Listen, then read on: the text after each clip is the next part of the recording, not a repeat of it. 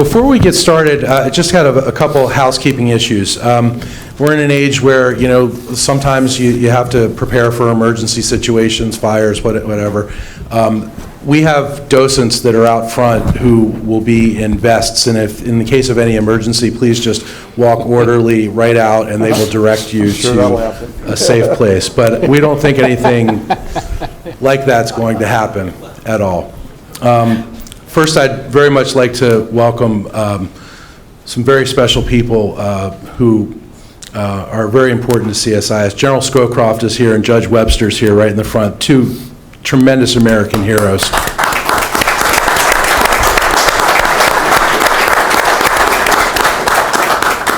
And I'd also like to welcome the Dean of the Schieffer College of Communication. Dean Button is here. We are so grateful to the Schieffer College of Communication at TCU, who we've been partnered with for many years doing this great series, and without them and without Bob, this would not be possible.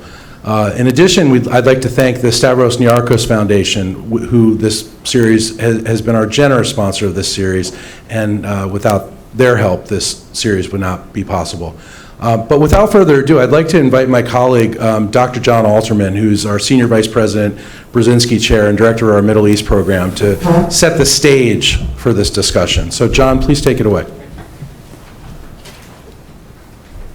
Thank you, Andrew. It seems to me that as we begin the discussion tonight, we have to take cognizance of the fact that Syria isn't one problem. Syria is a set of problems. There's a political problem. There's a humanitarian problem. There's a radicalization problem. It has aspects of a proxy war among great powers and aspects of a proxy war among regional powers. It's feeding a radical movement that not only is taking root in Muslim-majority countries, but in Muslim communities around the world. And in some ways, what we're seeing in Syria right now captures all of the conflicts that we saw in the 20th century.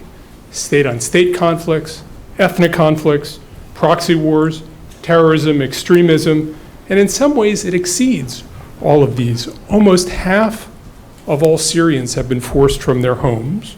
Worldwide, the total number of refugees now is 60 million, which is larger than the total after World War II. What's perhaps most difficult about the problem in Syria now is the difficulty in trying to understand what does victory look like. We've been in conflicts where we had some sense of what victory looked like, but what does victory in Syria look like? How do non-state groups surrender? How can murderous regimes be pushed from power when there's little agreement on what would be better?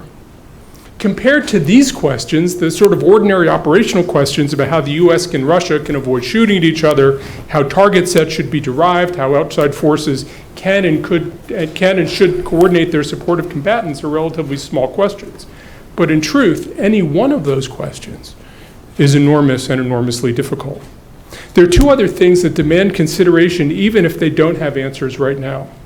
The first is to acknowledge the refugee situation in Syria is going to endure for many years after there's a political settlement, and we don't yet have a political settlement on the horizon. Even in the best case scenario, the Syrian refugee crisis will last for a decade, and we're not at all prepared for that. The second issue is how do we ensure that this refugee crisis doesn't turn into a radicalization crisis down the road? Millions of kids have had their educations disrupted and are currently out of school. Untold numbers have seen their families killed before their very eyes. We're spoiled that the displacement of World War II didn't create a generation of radicalization. The horrors of World War II created a Europe and an Asia that yearned for normalcy. But do we have the same confidence that the displaced populations in Syria are going to have the same outcome? In today's Middle East, it's hard to have the same confidence, especially because in today's world, the capacity of even small groups of people to disrupt and destroy is far larger than it was even a generation ago.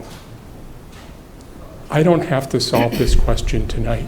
That's up to these gentlemen. Mr. Schieffer, the floor is yours. Thank you. Thank you very much, John. That's good. I'm not going to spend a lot of time on introductions for these people. They're all my friends, and you all know them as well as I do. I'll just start off by saying Tom Friedman, 3 Pulitzers, probably the single best book written on the Middle East, still in print, I would also say, from Beirut to Jerusalem. David Ignatius, Washington Post columnist. David has mastered the ability to write fiction and basically tell the story of what's happening there. In many cases, just changing the names to protect the innocent, as they used to say on that old... Or the guilty. The guilty, probably more often the guilty. But certainly one of the most insightful people working the beat today. And his column is absolutely must-reading in the Washington Post. And then my friend Nancy Youssef, for many years, Cairo bureau chief for the McClatchy newspaper chain, Baghdad bureau chief, then later longtime Pentagon correspondent for McClatchy. She now is the chief foreign affairs writer for the Daily Beast, and Ben Carson would not let her be president because she's a Muslim, so don't. But I think she can handle that. You know, I once said, if I were elected president, I would make to be the Secretary of Defense, and Nancy, you can be the National Security Advisor. But I'd leave it to all 3 of you to work out who wanted what jobs. But I want to just start out with the news. Does anybody have any new information on the shoot down of the Russian plane over the Sinai? I do not know. There is one story out today that it appears that, speaking of news, that Putin has now decided to actually attack ISIS. And they seem to be assembling some helicopters near the town of, what is this town? Palmyra. And there's every indication that they might be getting ready to do this. And just in a strictly speculative way, if Putin had somehow decided that maybe this was a bomb that brought down that airliner, would this be his way of retaliating? Do any of you know about this? David Martin is the one who's just reported this, and I mean, it just literally within the last hour. Do you know anything about that? I don't know about the Russians massing on Palmyra. They have, after initially devoting most of their firepower to non-ISIS combatants who were in the province of Idlib, close to Latakia, do seem now to be hitting more ISIS targets in the south and center and east of Syria, and I'm sure the Russian public will clamor for action if there's a judgment that this was a terrorist attack that brought their plane down. I talked today with a commander of what's called the Southern Front of the Syrian opposition in Jordan, who said that they are preparing for a Syrian regime and Russian offensive south of Damascus in the next couple of days, which may be nominally targeted against ISIS, but will hit the rebels there very hard, and they're worried about it. And this happens at the same time that they're doing Aleppo.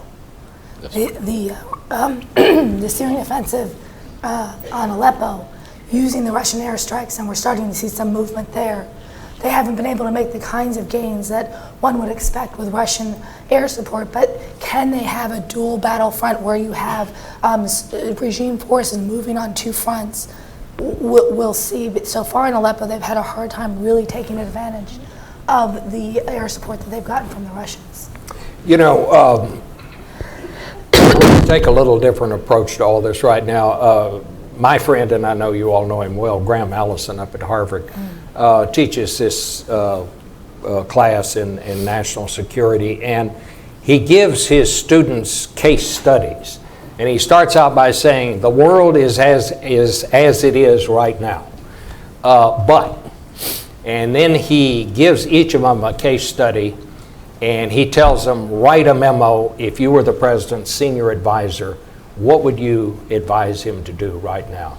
Let's say, put aside your journalistic hats right now, put on your expert hats, because you really are. If you all were advising the President of the United States right now, He's just ordered 50 special operations people into Syria. That's kind of the latest news I get. What would each of you advise the president at this moment? What would be your priorities? What would you tell him his strategy ought to be? What would you suggest? Where do we go from here? Tom, you want to? I resign. You resign.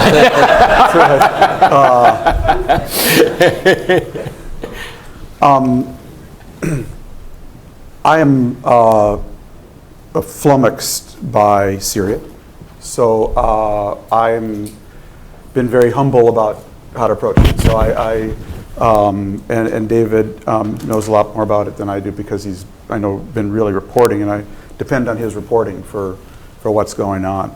So I would step back, Bob, and I would first ask the question, what's going on from 30,000 feet? And I mean historically from 30,000 feet. And my view is that the Arab Muslim world is a pluralistic region that lacked pluralism. That is the core and, to me, central truth. And therefore, it had to be governed, with the rare exception of a country near and dear to me, Lebanon, it had to be governed vertically by iron fists from the top down. To manage pluralistic region, Sunni, Shiites, Kurds, Jews, Turks, Christians, Yazidis, who really had no pluralism. So for 500 years, that iron fist was called the Ottomans. For 50 years, it was called the British and French. And for 50 years, it was, the last 50 years, called kings, colonels, and dictators. And I think from 30,000 feet, what's going on, helped in part by us, but also driven very much from the bottom up as well in other countries, is there's no more Ottomans, there's no more British and French, and there are fewer kings, colonels, and dictators who can govern this region vertically with an iron fist from the top down. Therefore, it can actually only be governed horizontally by the constituent communities forging social contracts for how to live together as equal citizens. So what you're seeing, I think, from 30,000 feet, is a region trying to go from a vertical system of political control to horizontal. Now, you can do that if you have one of three transition mechanisms, it seems to me. One is if you have a Mandela, who can bring the parties together. It turns out there was only one of those, and he did not work the Arab world. Okay? Second is if you have a military, a far-sighted military. We hoped Egypt's military would play that role. Turned out they were more interested in their officers' clubs and their network of hotels and protecting that. Lastly is if you have a far-sighted midwife. That was the role we assigned ourselves to in Iraq and Afghanistan. Turned out we didn't know what we were doing. If you have no military, no Mandela, and no midwife, and you need to go from vertical control to horizontal control, you have the mess you have today. You have a region can't be governed by iron fist anymore, but can't forge the pluralism that is required for horizontal, governance. So you get ISIS, you get total fragmentation.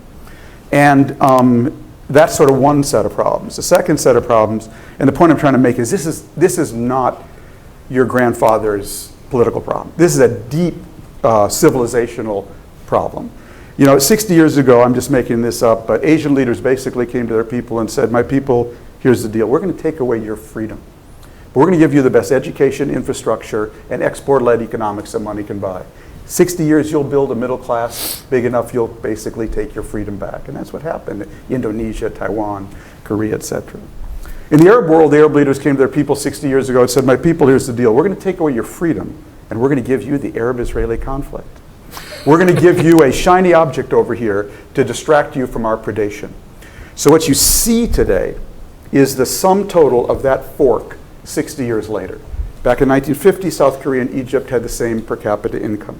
Today, I believe South Korea has a GDP triple the entire Arab world combined. So we are dealing with a deep, deep hole of incredibly bad choices made over multiple generations of misgovernance.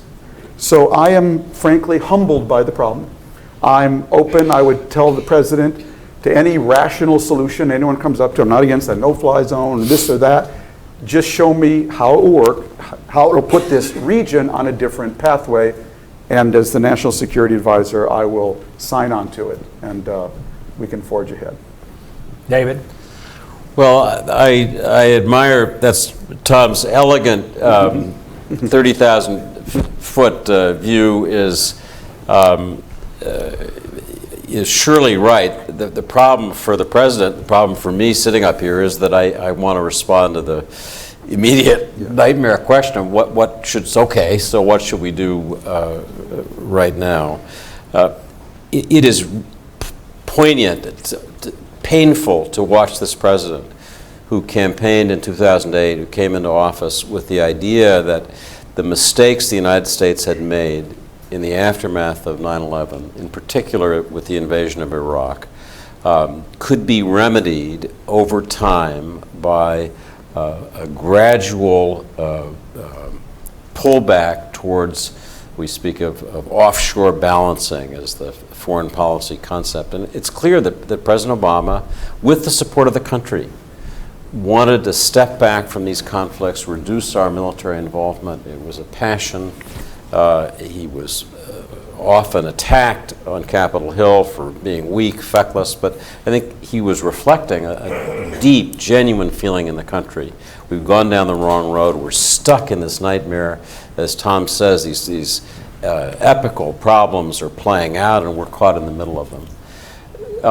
To watch over the last several years that as we have stepped back, and we did step back, others have stepped forward in ways that severely complicate the nightmare in that part of the world. I mean, all the things Tom says are true, but I don't think that ISIS is inevitable, and I think left to itself, ISIS really does just get worse and worse. It metastasizes. So we have watched the president in the last few weeks, first with Afghanistan and now with Syria, do pretty much the opposite of what he said he was going to do. And he's reacting, I think, correctly and appropriately to the reality of these nightmare problems played out against the tableau that Tom describes. I think several of his basic ideas are correct.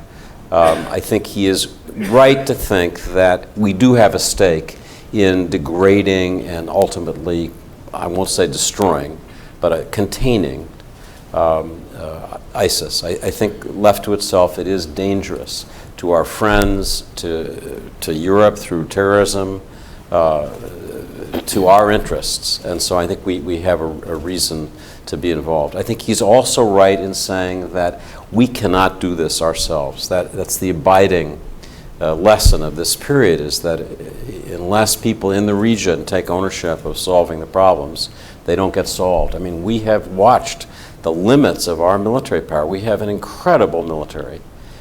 Some of its very best people will be entering Syria from our special operations forces. But we've seen the limits of what they can do. So the president says, you must be involved. And I think finally the president is correct in saying that responding to this over time, and I think Tom and I and Nancy would agree, this is through the rest of our lifetimes, through the rest of most of our lifetimes, this story will play out. I'd be surprised if we had much more than stable ceasefire lines anytime soon as a goal. So over this period in which we deal with this metastasizing problem, we need to have partners. We need friends. Our power will be augmented, amplified to the extent that we're working with countries, people who share our interests. I am not someone who thinks that the clash of civilizations, Muslim versus Christian, Muslim versus whatever, is inevitable, inescapable. I just don't believe that. As I travel the Arab world, which I still try to do, I see an Arab world in vertigo and free fall. People just don't know where they are in space, and they need their friends, and I would say first of all America. I mean, look at how they reacted to Vladimir Putin just because he came in acting like he knew what he was doing. I don't think he really did. I don't think this is a tactician, not a strategist, but it was galvanizing for people who are in free fall. So I should turn it over to Nancy. Well, Nancy, you grew up, your parents are Egyptian, right? And you spent a lot of growing up time there and That's then right. and then here. So from your point of view and all the time you spent out there, where do we go from here? Well, it's funny. And let me apologize for my voice. I can survive war, but not a cold apparently. So I apologize. It's interesting. I was just thinking about David's comments. One of the things I hear so often is that Russia has a plan, but not a strategy, and the U.S. has a strategy, but not a plan. And so, to your original question, what are some things that can be done? I think practically one thing that could be done is reconciling the language with which we talk about this war, because the language actually affects the military fighting. Obama has presented himself as sort of a limited interventionist. We've sort of seen this trickling of U.S. troops in Iraq and now Syria. And yet we've said the goal is to defeat and degrade ISIS. If you're not willing to call it combat, in which you're asking of the troops, how can you then hope to then defeat and degrade ISIS? That, in my mind, there has to be some reconciliation of the language. If it is containment, and that's fine, that the war fighting meet the goal, because I think one of the problems that Americans are having is we say we're committed to defeating and degrading ISIS, and yet we are reticent to put any sort of ground forces behind it. Just today, in the last 24 hours, in an interview with NBC News, Obama said, we're not going to be at the front lines. How do you reconcile that? How do you reconcile saying you're going to defeat ISIS and you don't want to be on the front lines? And so, as someone who's been watching this and seen it from the Pentagon, I think that's one area. And the other area that you're starting to see changes, remember last year everybody was talking about we're going to go after Iraq first, the ISIS problem in Iraq, and then Syria. And we're starting to see an acknowledgement that those borders don't exist the way they did just a few years ago. You saw Secretary Carter's comments about his strategy, the 3 R's, Ramadi, Raqqa, and raids. And what that was an acknowledgement of is that this border does not exist, that to affect events in Syria, you have to do things in Iraq and vice versa. So in that sense, I think it's a movement forward, but overall, I think there are so many basics that have to be reconciled, because this has been something that the U.S. has been reticent to get involved in, but now it is involved, and that those questions need to be answered. As someone of the region, as someone who spent so much time on the front lines, I'm not as confident that U.S. intervention can fundamentally change the course of the region, that this has to be organic to the region. And so in that regard, these goals of defeating ISIS, I'm not sure that that's something the U.S. can do. The U.S. can help towards containing ISIS, but there are structural problems within the region that allow ISIS to grow. Even if you remove ISIS, for example, in Raqqa, if those structural problems aren't addressed, they just emerge somewhere else. And I think that's something for the region to address. And right now, there's not as much enthusiasm as one would like for that, because there are their own domestic factors at play. Someone like Sisi, for example, in Egypt, exploits ISIS to justify his return to dictatorial rule. And so those are some of the competing dynamics. But I would really stress the messaging be consistent with how U.S. troops are being deployed. Well, how about this whole idea of we sent 50 special operations people out there? Can that make a difference? Is it going to take more? Well, I always go back to the Iraq experience, because in many ways, Bob, Iraq and Syria were twins. And one had a Sunni minority ruling a Shia majority. The one had, in effect, a Shia minority Alawite ruling a Sunni majority, and with a Kurdish element in both. And what happened as a result of the Iraq War is it kind of became against the law to talk about Iraq in this country. If you were for the war, as I was for democracy reasons, you should shut up and die. And if you were against it, you were a genius. But the thing itself never got discussed. So we spent $1 trillion. We lost 5,000 almost lives, Iraqis tens of thousands. There was never a Pentagon Papers. We never did what happened here, and I think that's very important before you dive into Syria, So I would give you my 1-minute analysis of the Iraq War, and to me, Iraq was a grenade and Saddam was the pin, and we came in and pulled the pin, and then did the geopolitical equivalent of falling on a grenade. We took the whole blast, we and our allies. But we did monopolize force in the country. We took over the country. Then we triggered a civil war. Didn't mean to, but didn't know what the hell we were doing. So we unleashed a civil war where the different communities tested one another. what you got, baby, what you got. That took about 3 years, and they exhausted themselves in the process. Then I would say we did the most radical thing America has done in the Arab world in the post-war period. We actually sponsored the first consensual election between the constituent communities and elements of an Arab country. But I think it's very important to understand. We did that from 8 in the morning until midnight. From midnight to 8 in the morning, General McChrystal and the boys took out a lot of bad actors on both sides. They basically took out the worst jihadis in both the Sunni and Shiite community. That allowed the center to be much more relaxed and come together. We had the 2010 election in which the most multi-sectarian party, the candidate running on the most multi-sectarian list, Ayad Alawi, got the most votes. We, in our brilliance, and people need to remember this when they say, let's dive into Syria. We then said, no, we're going to give it to Maliki. We know who's best to run this country. Of course, the Iranians wanted that too. And then we left. Okay, so when I look at Syria, I mean, if I were really proposing what I thought would work, it would be an international force. I think it has to take over the entire country, decapitate the leadership, and govern the country for 5 years, and then maybe have an election 5 years later when you have calmed down the place, when you have created an economy, when you've stabilized Syria. I think anything less than that is a fool's errand. It's just not going to work, okay? And I think you have to study what happened in Iraq, both what we got right and what we got terribly wrong. I think there is, again, Iraqis, when they had the security and the peace, what option did they choose? They chose multi-sectarian party. They did not want to live as Shiites and Sunnis and minorities. And I think it's something we really seriously miss. So if somebody wants to go all the way and get an international force, takes over the country, I will actually vote for that. But anything less than that strikes me as it's just not going to be effective. It's hard to believe that 50 could actually have an impact, but from what I can tell, when you talk to people in the Pentagon, the idea is to use those 50 to help cut off supply lines that ISIS gets. The Kurds just took over Tel Abyad, which is a border town in northern Syria. They have a very tenuous hold on it, but one of the key advantages of Tel Abyad is that it cuts off an ISIS supply line from Turkey into Syria to Raqqa.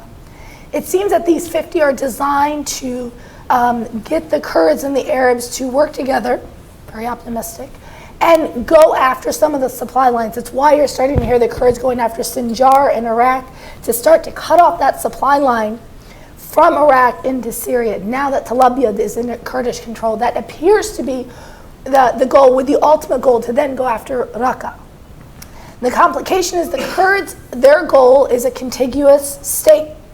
And Raqqa is not really part of their equation. They'll do it, but they will tell you they cannot hold it.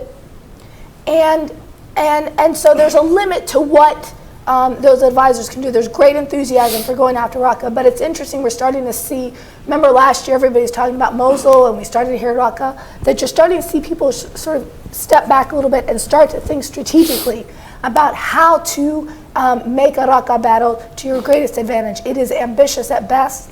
Sinjar will be a difficult battle, as enthusiastic as the Kurds are about it. And so 50 advisors in and of itself doesn't seem very impactful, but potentially they cut off supply lines. And then the real question becomes, even if they're successful in cutting off those supply lines, will ISIS find another route to get supplies in? Is it a game of whack-a-mole, or is it something that really leads to an enduring impact on the quality of life for ISIS and Raqqa?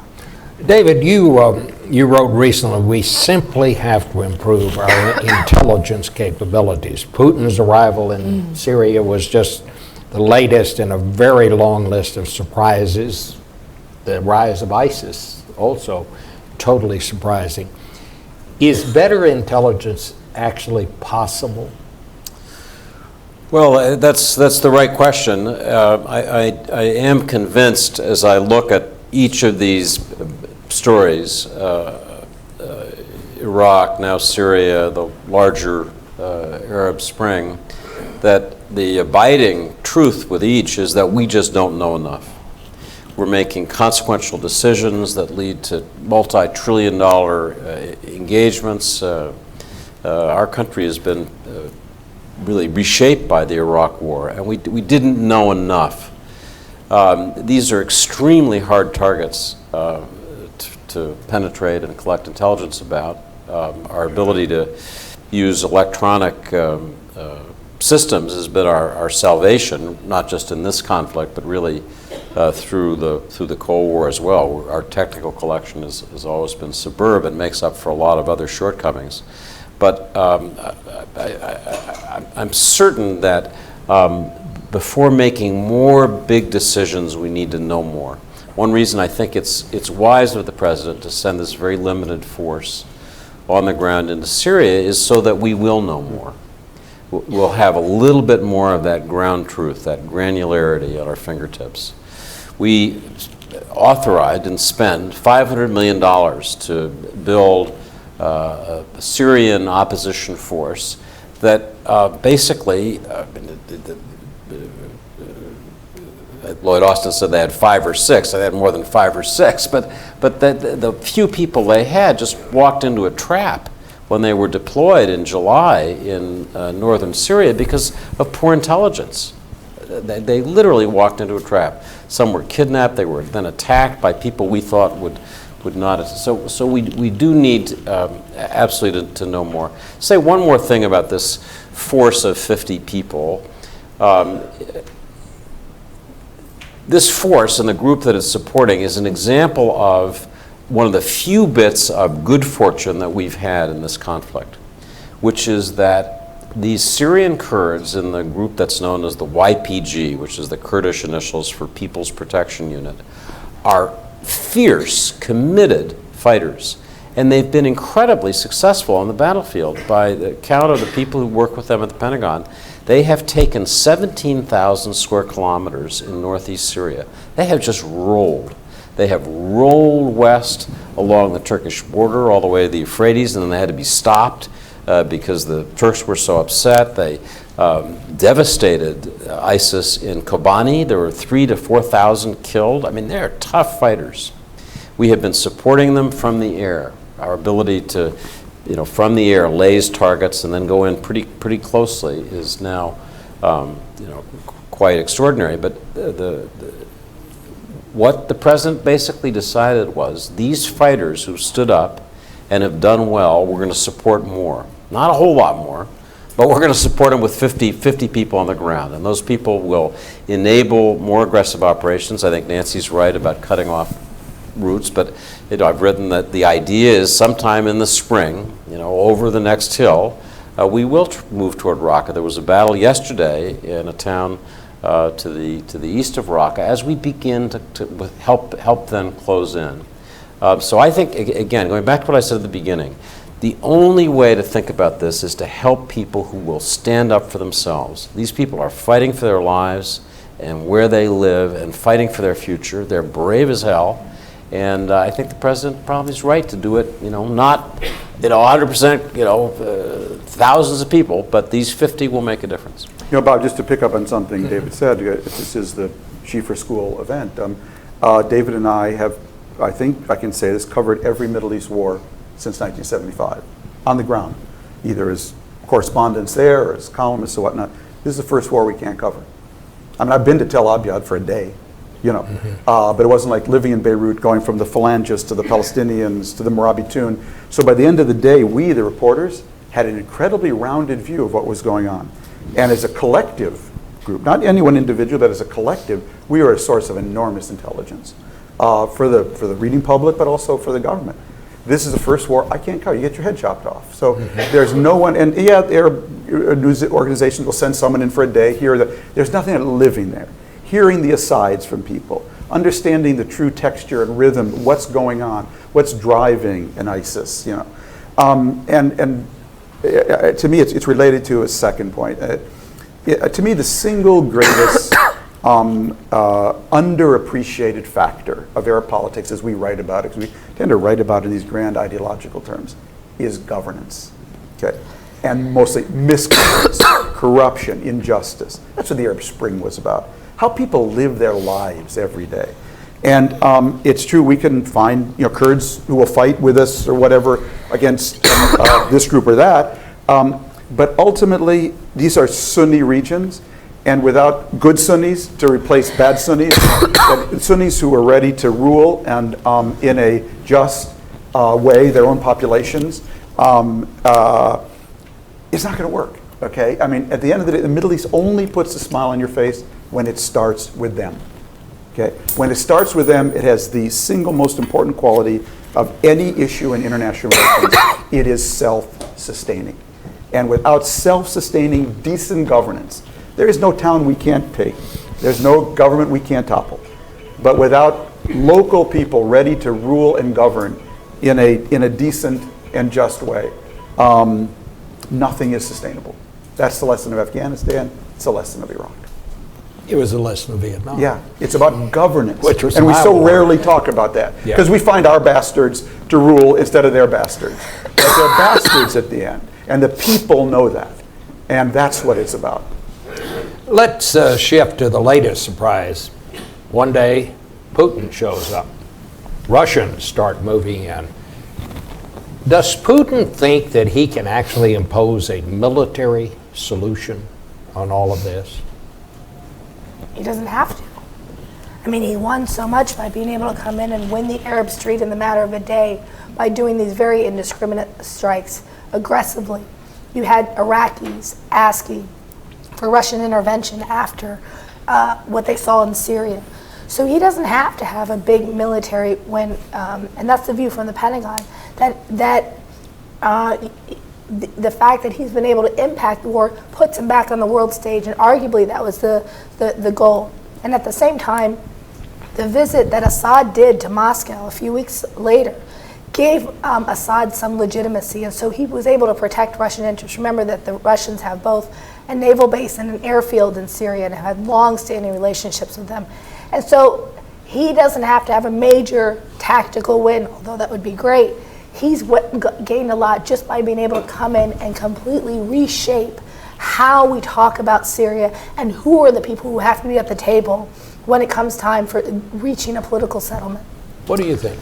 Well, I think Nancy's right that Putin's decisive military intervention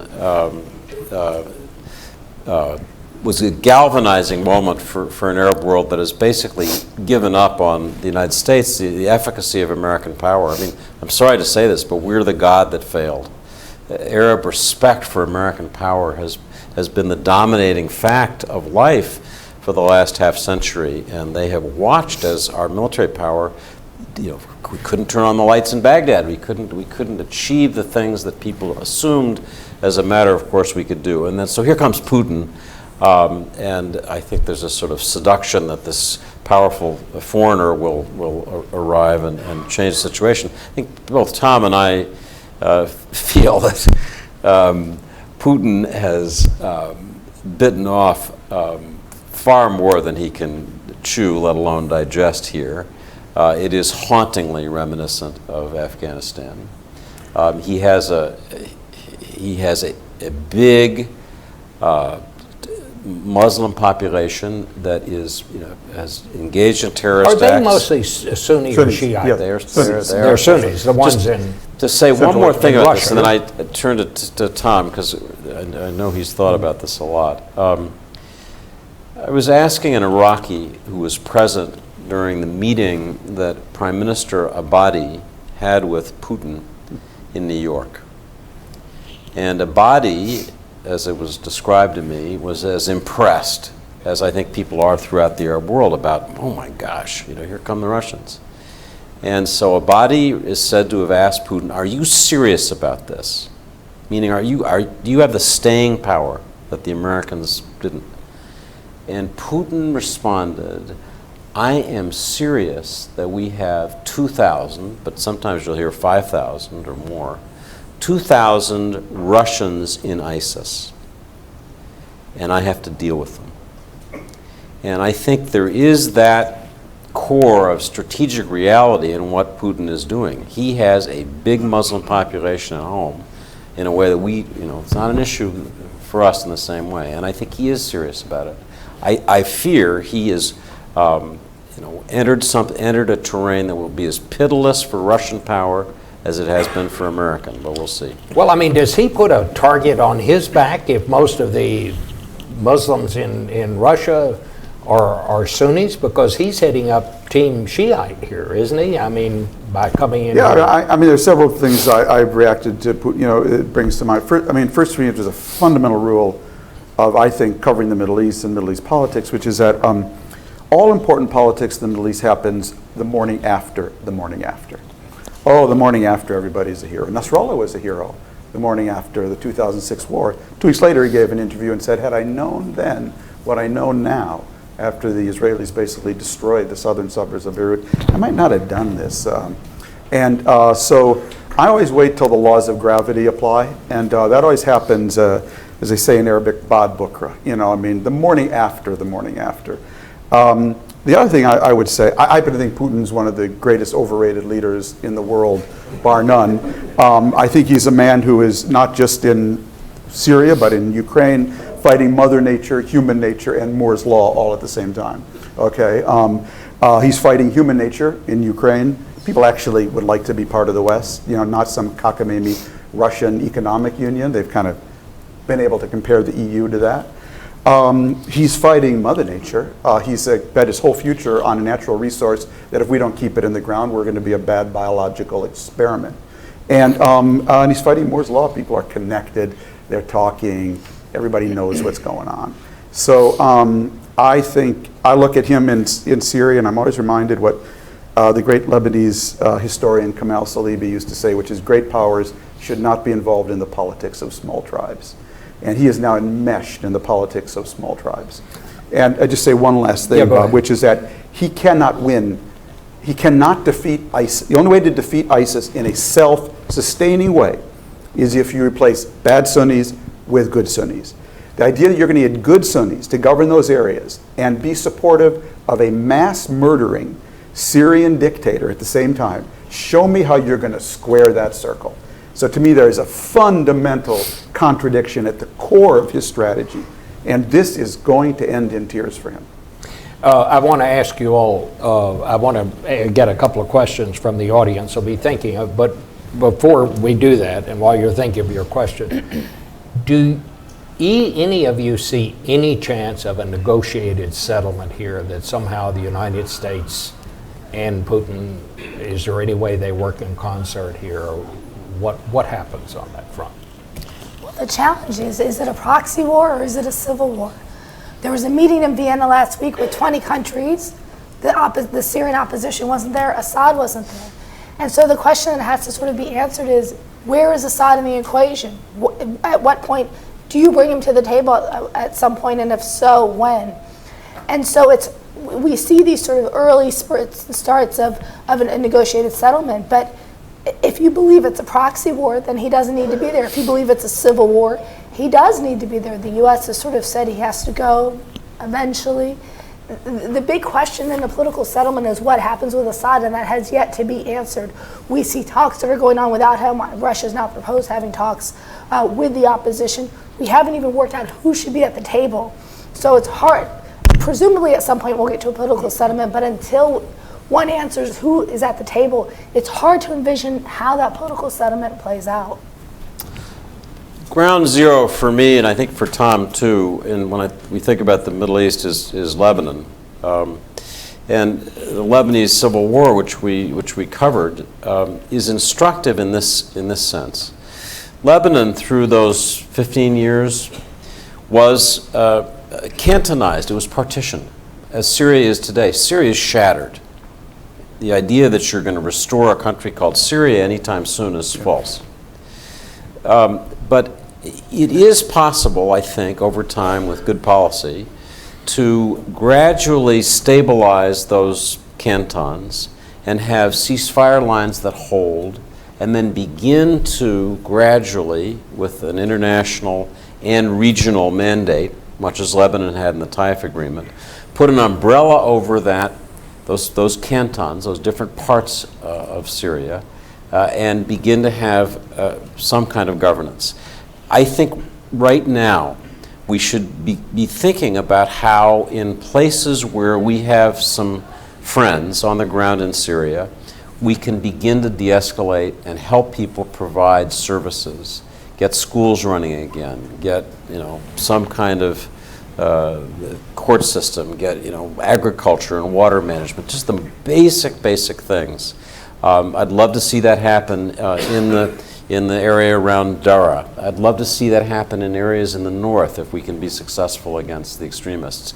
Meanwhile, the effort to gradually squeeze and degrade ISIS is going to continue. And I actually think that, given time and good policy, I think that's probably something that's doable. Putting Syria back together is going to be much harder, going to take more time, but when you look at Lebanon, you know it's not impossible. Tom, Yeah, let me just ask you yeah. one thing, and I want you to add on to that, but I just forgot to bring this up, and I wish you'd just talk a little bit what John Alterman said. I was stunned when I heard him say, this is the greatest refugee problem since World War II? Yeah. Greater than World War II. What is the impact of all this? Well, I think, again, I got to go to 30,000 feet, because I don't think this is isolated.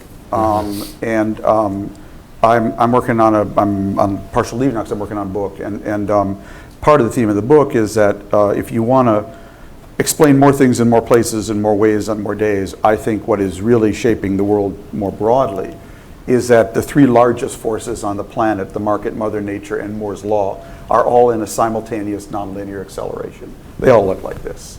Moore's Law is the speed and power of microchips doubling. Climate change looks like this. Globalization looks like that. And I think what they've created is basically a hurricane. And what you're seeing in the Middle East and Central Africa is a hurricane go through a trailer park.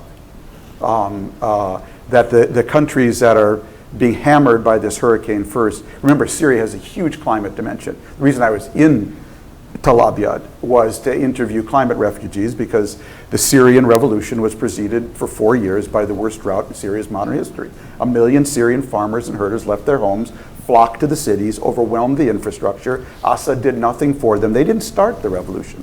But when it started, as one of them says in a documentary I did for Showtime, Years of Living Dangerously, with the first call of Allahu Akbar, we were ready to join. There's a huge climate dimension to this story. And I think what's happening, and the countries that are being hammered first, that are the most artificial ones, those whose borders are primarily straight lines. Libya, Syria, Iraq, Yemen, Somalia, Chad, Mali. They're all like, to me, trailer homes built on a cement slab with no foundation and no basement. And did you have anything you want to add to what David said? Well, I say this because I think Possibility of the new divide in the world is no longer east, west, north, south. The new divide is between the world of order and the world of disorder. And what you're seeing come out of the Middle East and Africa is basically tens of thousands of people trying to get out of the world of disorder into the world of order. And this is part of that phenomena. I think David's exactly right. Lebanon really is to Syria what off-Broadway is to Broadway. So it's the mini version. Study what happened there. And if three things brought about the Lebanese peace agreement. One was the parties got exhausted. That was a huge dimension. Second, they came up with a formula that I think is the transition formula between where they are now and pluralism, and it was called no victor, no vanquished. You have your place, I have mine. But there was a third key element to Taif. You had an enforcer. He was called Syria at the time. So you can work out a peace agreement here, but in the transition, somebody's got to be the enforcer, because trust is broken down now between all the communities.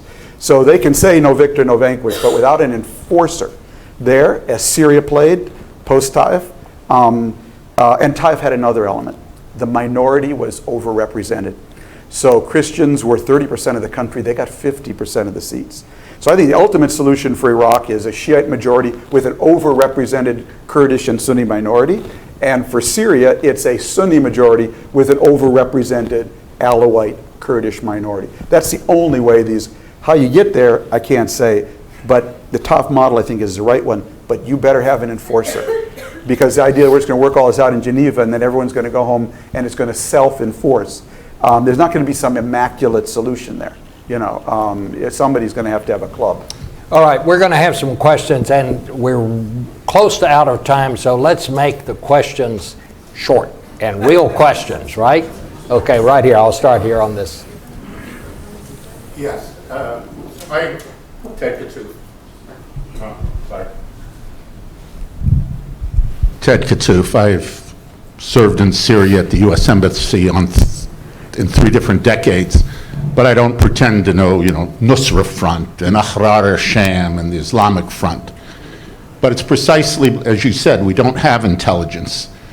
And so while there's all this talk about what do we do about Assad and when should he go and how should he go, et cetera, and we have to degrade ISIS. I agree, we're not going to destroy ISIS. We have to contain them and degrade them.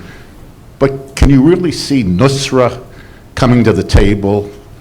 Ahrar al-Sham, maybe Ahrar al-Sham would come to the table, but what would they accept other than an Islamist state and the like? So the real question I'm asking is how powerful do you think these non-ISIS Islamist groups are? Are they just popular because they have the know-how to fight Assad and his regime, or they genuinely have a wide following, which is really, really bad? Excellent question. Who wants to answer David's that? talked to them a lot. Well, I have talked to them, and I, in a brief, crazy trip to Aleppo in 2012, saw them fight and was told by the Free Syrian Army, they're the best fighters. If we have a difficult objective, we send Jabhat al-Nusra. I was told by doctors who treat the casualties for the rebels, the casualties who really get pounded are from Jabhat al-Nusra. They're the tough fighters. And so they become the heroes of this revolution. It is a bottom-up revolution, for better or worse. That's one reason it's so disorganized, so lacking in command and control. But I think, Ted, that you're right, that the problem over the next hill, because I think we're now on the way to gradually degrading and destroying ISIS, is these Islamic groups. They have been deeply infiltrated by, financed by, armed by Saudi Arabia, Turkey, Qatar. If you were to talk to knowledgeable Qatari officials, I'm sure you do, you would hear that Jabhat al-Nusra, the Al-Qaeda affiliate in Syria, has elements that they can talk to, that they can work with, that they think might eventually split. I have no idea if that's true, but over time, damping down that Islamist feeling, unless the Turks, the Saudis, the Qataris, others help us with that, the Jordanians, it ain't going to happen. But that's how it would happen. Just to say one thing about that, Yeah, go ahead. you get what you fight for, Ted. So Islamists are fighting for an Islamic state. The Kurds are fighting for a Kurdish state. And I would say there's a lot of Syrians in the Free Syrian Army who are fighting for their homes and villages. But who's fighting for a multi-sectarian, multi-ethnic, democratic Syria? And I think it's not that Syrians wouldn't want that. I think many of them would love to live there. But who's fighting for that is one of the real asymmetries in this battle. This gentleman right here. Hi there, my name is Tyler Thompson. I'm the policy director for an organization called United for a Free Syria. My buddy and I here are playing a little drinking game where whenever somebody says ISIS, takes a shot, and whenever somebody says Assad, I take a shot. I'm stone cold sober. Only Nancy, after 45 minutes, mentioned Assad. And the problem here is, David, I think it was you who mentioned it, we're looking for good Sunnis to govern, the areas where Sunnis primarily were the primary population, which is the majority of Syria. When one of the parties to the conflict, the Assad government, has part of their central strategy of killing and displacing as many Sunnis as possible, all of those Sunnis are either in boats or dead. And why, in getting to a political solution to this crisis, what option is there if we're going to continue to give all the chips in the conflict to Russia and Assad, and Iran for that matter, whose sole goal is eliminating huge portions of these indigenous Sunni populations? Thanks. Who wants to take that one? First of all, you're welcome for the drink. And I agree with you. I mean, look, you've got the Shia Iranian, Russian, led Shia axis, and this U.S.-led Sunni axis, and the Shia one's more aggressive. It's why I'm not optimistic about a political settlement anytime soon. I mean, I think if we can't even agree on what Syria is, or what remains Syria, I mean, are the Kurds going to give back the territory they've gained? Probably not. Good luck with that. Exactly. Is the Assad regime going to stay within the boundaries of whatever a white sign we all agree on? Probably not. So you're right, the sort of Sunni migration leaves little hope for a Sunni state. But it's hard for me to think from here, as an external player, how you come up with a solution when we can't even agree on what the state is or what the neighboring state is.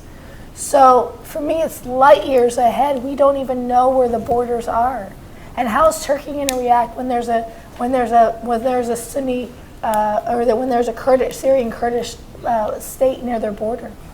So to me, we still have to figure out what the borders are, and that's years away. So I agree with you. I mean, I think, the joke I don't want to offend anyone, but we make at the Pentagon is, where are the moderates? They're in other countries. When the Pentagon will talk about the moderate fighters and the moderate this, we'll always say, well, where are they? And they're not there anymore. So it is a challenge, and in my mind, it's just so far down the road. I don't know what you do when you have an axis that is more committed to its cause, the Shia one, than the U.S.-led Sunni one, and more empowered, frankly. I mean, I think you're seeing increased involvement by Saudi and Qatar, but I'm not sure that that's very helpful towards a moderate Sunni case. On the contrary, I think it's fueling this idea of Sunni jihadism as the only solution for a Sunni voice in the region, in that part of the region. One more Bob, question. I just want to say one thing in relation to Yes. something that Nancy said about borderless, because there's actually two communities in the Arab world who look at the region without borders. One is ISIS and the other is the environmentalists. Okay, so ISIS sees it as an undifferentiated Islamic region, and environmentalists see it as one single environmental hydrological region. And if you don't govern it that way, I did a column earlier this summer on the day that the temperature in an Iranian town at the head of the Persian Gulf hit 161 degrees, okay? It was 131 degrees Fahrenheit and 90 degrees dew point, which is the heat index was 161. Mother Nature is going to kill them all so much faster than they kill each other. This region is really on the tipping point of an environmental disaster. And until they understand, you talk to sometimes young Arabs and Muslims that say, we've tried everything. We tried Nasserism, socialism, communism, Islamism, liberalism, nothing worked. And my answer is there's actually one ism you haven't tried, and that's environmentalism. And I'm not being cute here, because environmentalists understand there ain't no Shiite water, there's no Sunni air, and there's no Kurdish soil. And unless you govern these as a shared commons, Mother Nature is going to hammer this region so badly that it isn't even close to the kind of refugee flows we're going to see when you get regular temperatures of 161 degrees. Remember, 2 governments fell this summer over air conditioning, basically. One in Lebanon and one in Iraq. The Iraqi government was replaced over air conditioning. And the one in Beirut was replaced over garbage. Well, I think we're going to have to end it there because the time is up. On behalf of TCU and CSIS, thank you all for coming. You're a great crowd. I wish we could go on for another hour. Thank you very much.